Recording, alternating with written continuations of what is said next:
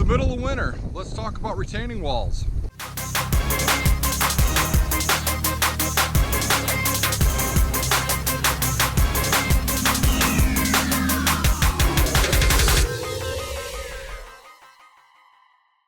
Hey, welcome back everybody. I know this is pretty silly to be out here in the middle of winter talking about retaining walls, but literally one of our most popular videos in all 2020 was about that wall behind you. You got asked all kinds of questions, and I'm going to try to just be as transparent as I can be and answer every one of them right now.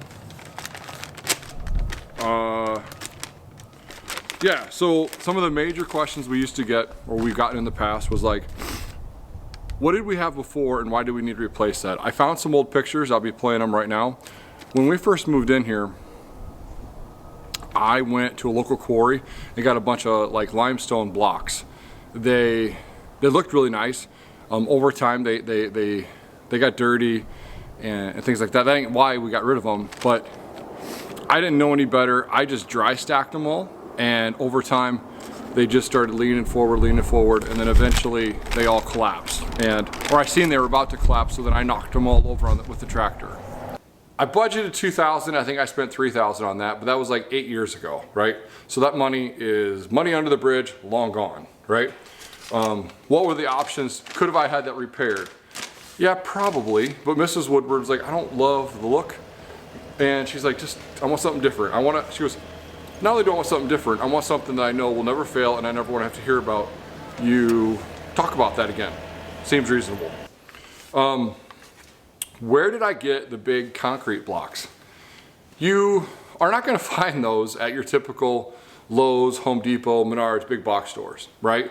You got to go to a concrete place. Now, if you go to Facebook Marketplace, even here, and I think I did this a little while ago, so I got some pictures. If you just say like concrete blocks or retaining wall blocks, most concrete places, like actual plants, not Joe Blow up the street who said he'll like put a patio in for you, but find out who the place in your area that Joe Blow calls to get concrete, right? The guys who actually own the trucks. Those blocks were advertised, they're pretty affordable, right? And you're like, how's that possible when the larger ones are a full ton? You know, they're 4 foot wide by 2 feet deep, 2 feet tall. And obviously the smaller, the top ones are half that size. You know, how is that possible that they're so affordable? At the time they were advertising those around $35 a block. And that's the number one question, is what did you pay for them, Shawn? And how on earth is it so cheap? Well, imagine like you call to get like a sidewalk put in your house, right? The concrete truck comes out and they do your sidewalk, but at the end of the day, there's still some concrete left in the truck.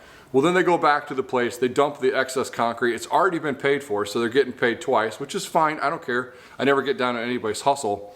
And they pour that into like a mold, and then they make those for sale. So that's how that's so cheap, and that's how that's so affordable. What did I pay for it? The guy I paid, I gave him $4,000 for the blocks and for him to show up with his crew and his equipment and do all the work.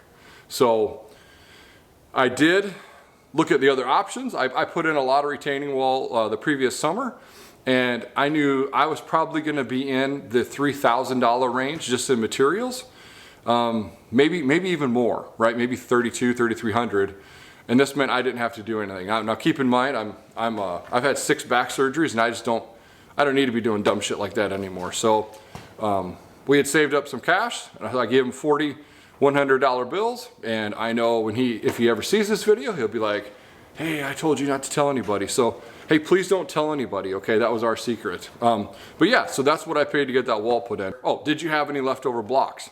I don't have any equipment. I literally don't have any equipment. My tractor, nothing I own will lift a ton. I think I had 3 or 4 blocks left over.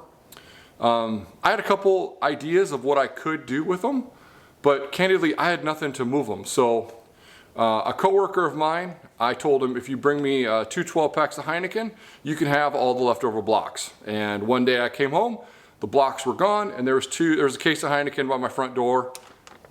I think that's a good trade.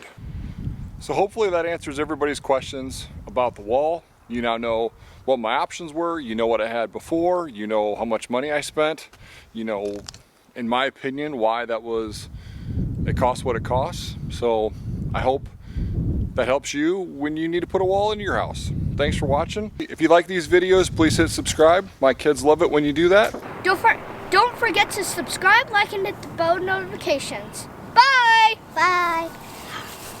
Peace.